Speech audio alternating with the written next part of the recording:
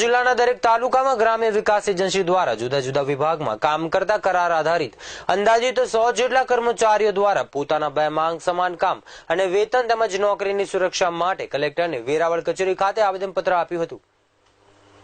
ગીર સોમનાથ જિલ્લાના દરેક તાલુકામાં જિલ્લા ગ્રામ વિકાસ એજન્સી દ્વારા જુદા જુદા વિભાગમાં કામ કરતા કરાર આધારિત આયોજિત 100 જેટલા કર્મચારીઓ દ્વારા પોતાના બે માંગ સમાન કામ અને સમાન વેતન તેમજ સમાન નોકરીની સુરક્ષા માટે કલેક્ટરને વેરાવળ કચેરી ખાતે આવેદનપત્ર આપવામાં આવ્યું હતું। આજે અમે બધા કોન્ટ્રાક્ટ આધારિત કર્મચારી, આઉટસોર્સર કર્મચારી અને રોજમદાર કર્મચારી ગીર સોમનાથ જિલ્લાના ટોટલ કર્મચારી બધા સાથે મળી સમાન કામ, સમાન વેતન, સમાન જોબ સિક્યુરિટી માટે કલેક્ટર સાહેબને આવેદનપત્ર આપ્યું છે। સાથે સાથે અમારી બીજી એ માગણી છે કલેક્ટર સાહેબ પાસે કે અમારા ઘણા કર્મચારી એવા છે કે જેના 3 થી 4 મહિનાથી કોન્ટ્રાક્ટ રિન્યુ નથી થયા, તો એનો વહેલી તકે કોન્ટ્રાક્ટ રિન્યુ કરી અને જોબમાં લગાડી દે। અને આ અમારી બે મુખ્ય માંગણી કે સમાન કામ, સમાન વેતન અને સમાન જોબ સિક્યુરિટી આપે। સરકાર પાસે અમારી બે જ રજૂઆત છે મુખ્ય, બે રજૂઆત અમારી સંતોષી જાય એવી સરકાર પાસે અમે આશા રાખીએ છીએ। જ્યાં સુધી સરકાર અમારી આ બે રજૂઆત સંતોષે નહીં ત્યાં સુધી અમે અચોક્કસ મુદ્દાની હડતાલ ઉપર છે અને ટોટલ કામગીરી બંધ રાખવામાં આવેલ છે। જિલ્લા ગ્રામ વિકાસ એજન્સીમાં કોન્ટ્રાક્ટ બેઝ પર કામ કરતા કર્મચારીઓનું ખૂબ ઓછા વેતનમાં કામ કરી રહ્યા હોય, જેને જોબની પણ કઈ ગેરંટી નથી તેવા કર્મચારીઓ આજ રોજ ગીર સોમનાથ જિલ્લા કચેરી ખાતે આવેદનપત્ર પાઠવ્યું અને તેઓની માંગણી રજૂ કરેલ છે।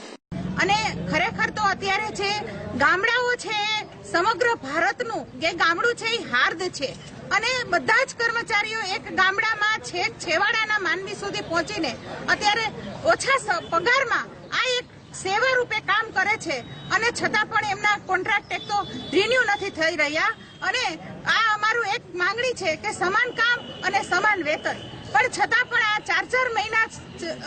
એ લોકોના પગાર નથી થયા। મહાશિવરાત્રી પછી શનિવારની રજા, રવિવારની રજાઓ, બધી રજાઓ અમારી કેન્સલ છે અને છતાં પણ અમે લોકો સતત કામગીરીમાં કાર્યરત છીએ। અત્યારે સરકારનો એક નિયમ છે કે એક એવું છે કે સમગ્ર આપણે ભારતને ઓડીએફ કરવું, તો આ કામગીરીમાં સતત